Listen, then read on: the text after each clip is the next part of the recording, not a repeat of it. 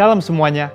Tema edisi Voice of Pentecost hari ini adalah berjalan di dalam roh, belajar dari Filipus.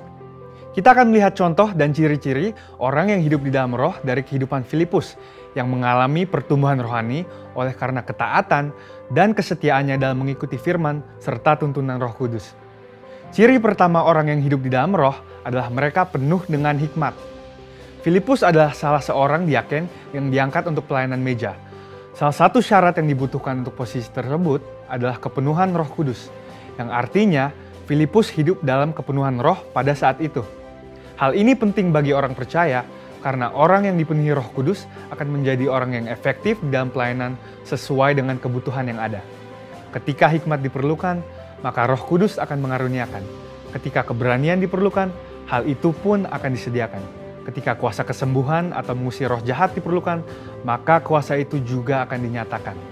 Ketika kita penuh dengan hikmat, Roh Kudus akan menuntun dan membimbing kita sehingga apapun yang kita perbuat akan dibuatnya berhasil dan sesuai dengan rencananya. Ciri kedua orang yang hidup di dalam roh adalah mereka memberitakan Injil dengan kuasa. Setelah Stefanus dirajam oleh orang-orang di Yerusalem, aniaya yang lebih luas mulai terjadi di kalangan murid-murid Tuhan Yesus. Dan banyak dari mereka yang melarikan diri keluar Yerusalem, termasuk Filipus. Kisah Para Rasul 8 ayat 5 menceritakan bagaimana Filipus pergi ke suatu kota di Samaria untuk memberitakan Injil di sana. Saya percaya karena Filipus bergaul karib dengan Tuhan, dia terus merasakan dorongan dari Roh Kudus untuk memberitakan keselamatan bagi orang lain di setiap kesempatan yang ada. Hal tersebut merupakan karya Roh Kudus dalam hati orang percaya. Singkat cerita, orang-orang di Samaria percaya kepada berita yang disampaikan oleh Filipus.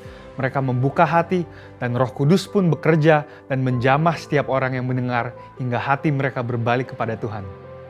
Dalam pemberitaan Injil itu juga terjadi manifestasi kuasa Allah dengan kesembuhan dan kelepasan yang luar biasa.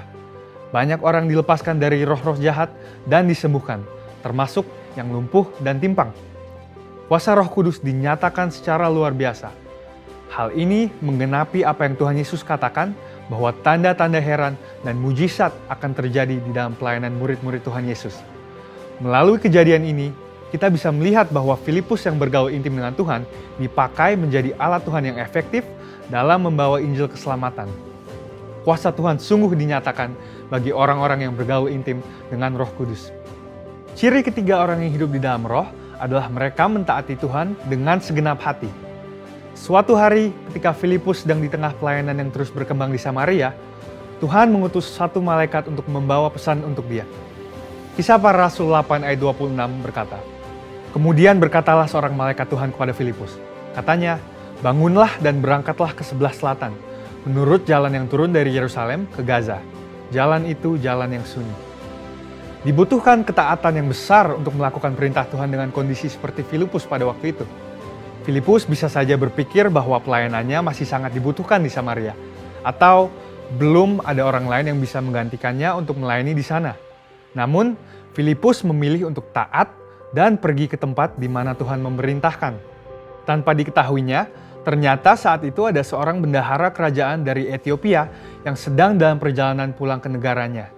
Dia seorang penganut agama Yahudi yang pulang dari ibadah di Yerusalem dan saat itu sedang membaca kitab Yesaya.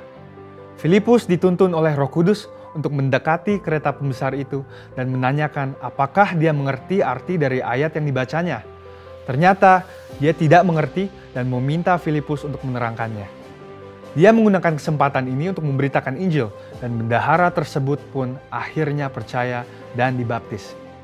Ini adalah contoh bahwa seringkali Roh Kudus akan mendorong kita untuk melakukan hal-hal yang mungkin tidak bisa kita mengerti. Dan dalam situasi seperti ini, yang dibutuhkan dari kita hanyalah ketaatan. Dan pada waktunya, Tuhanlah yang akan menyatakan rencananya kepada kita, seperti dalam contoh kehidupan Filipus. Ciri keempat orang yang hidup di dalam roh adalah mereka membimbing keluarganya di dalam Tuhan. Bertahun-tahun kemudian, Rasul Paulus pergi untuk mengunjungi Filipus yang saat itu tinggal di Kaisarea.